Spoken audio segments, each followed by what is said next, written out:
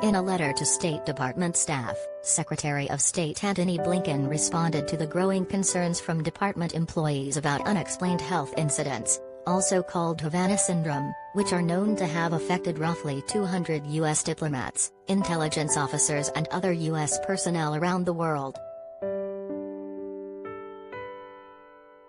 Employees going abroad are anxious about whether they or their families are at risk, Blinken wrote. That's completely understandable, and I wish we had more answers for you. Havana Syndrome incidents were first reported by U.S. officers in Cuba in 2016. Symptoms may include vertigo, ear ringing, nausea and intense headaches. Some have even been diagnosed with traumatic brain injury, though physical damage to the brain hasn't always been detected. Some victims were particularly upset that the Secretary had not yet met with victims in person to hear their concerns.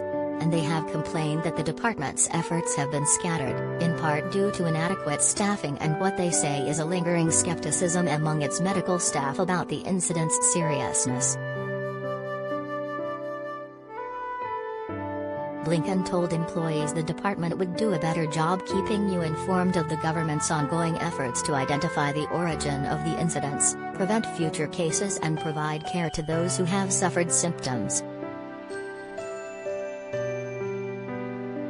In March, he tasked Pamela Spratlin, a former U.S. ambassador to Uzbekistan and Kyrgyzstan, to oversee the State Department's response and to engage with employees affected by the health incidents. The department launched a pilot program to collect baseline health information on officers ahead of their overseas deployments and established a partnership with the National Institutes of Health for medical assessments.